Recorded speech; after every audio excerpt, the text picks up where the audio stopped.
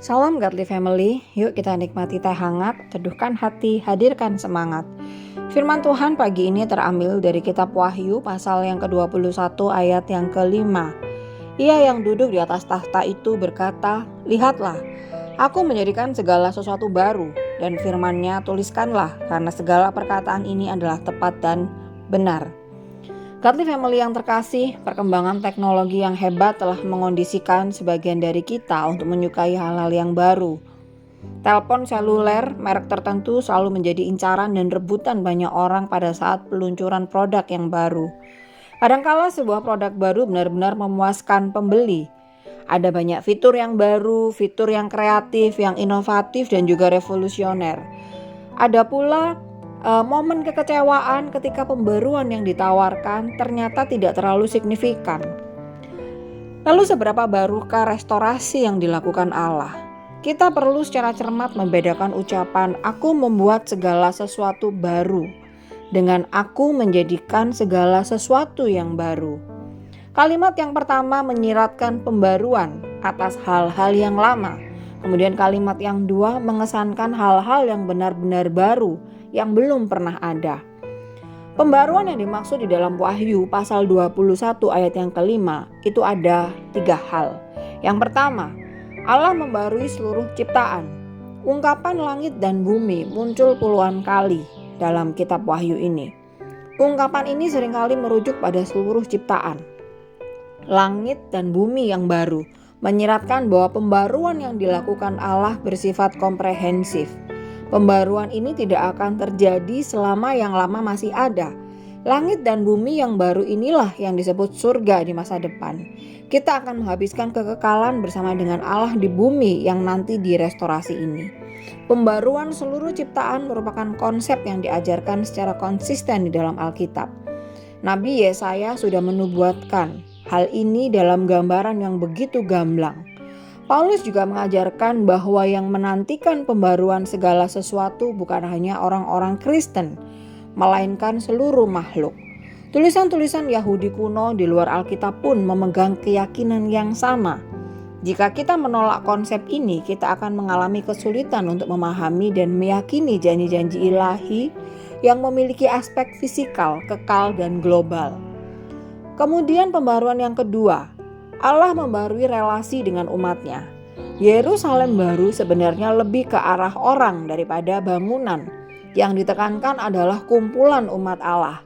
Hal ini terlihat dari semua ukuran dan detail kota yang berkaitan dengan angka 12 sebagai simbol umat Allah di dalam perjanjian lama, yaitu 12 suku Israel, maupun di dalam perjanjian baru, yaitu 12 rasul. Ide tentang Yerusalem yang baru bukanlah sesuatu yang asing. Dunia yang kita tempati ini tidak menetap. Kita menantikan kota yang akan datang. Kemudian pembaruan yang ketiga adalah Allah meniadakan kerusakan ciptaan. Kita semua sadar bahwa dunia yang sekarang ini bukanlah tempat yang sempurna. Dosa telah mengubah wajah dunia secara signifikan. Dosa adalah pintu masuk bagi semua derita. Penderitaan menjadi begitu terbiasa bagi kita. Kehilangan tidak bisa kita hindarkan. Dan kematian pasti akan menghampiri. Tidak ada seorang pun yang kebal kesusahan. Di langit dan bumi yang baru nanti, semua carut marut akibat dosa ini tidak akan ada lagi.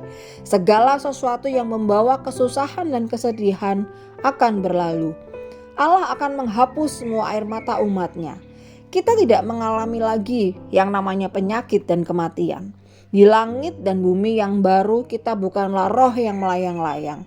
Kita akan diberi sebuah tubuh yang sempurna. Penyakit dan kematian tidak mungkin mendapat bagian dalam tubuh ini. Tubuh yang diubahkan nanti adalah tubuh yang tidak dapat binasa. Pada saat itulah kita dengan bersyukur dan bangga berani berkata, "Hai maut, di manakah kemenanganmu? Hai maut, di manakah sengatmu?" Dari 3 objek pembaruan di atas, kita melihat bahwa restorasi eskatologis bersifat komprehensif. Tidak ada satupun yang tidak tersentuh. Tempat tinggal kita akan diubah. Akan ada langit dan bumi yang baru. Tubuh kita akan diubah. Kita diberi tubuh kemuliaan yang kebal penyakit dan kematian. Relasi kita dengan Allah akan diubah. Tidak ada penghalang bagi kita untuk memandang Dia selama-lamanya. Jika Allah sedemikian mengasihi segala sesuatu, kita pun harus meneladaninya.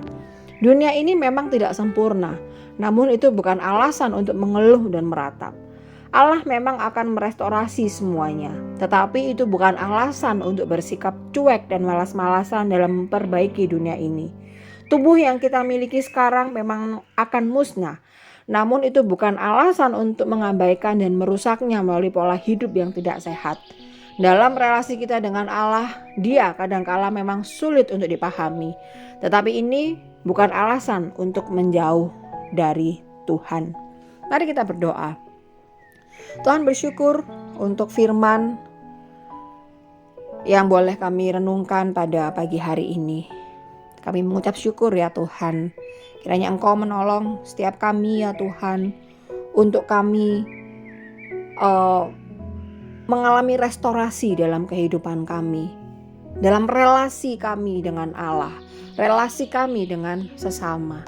Terima kasih ya Tuhan, pimpin setiap aktivitas kami pada hari ini. Dalam nama Tuhan Yesus kami berdoa mengucap syukur. Amin.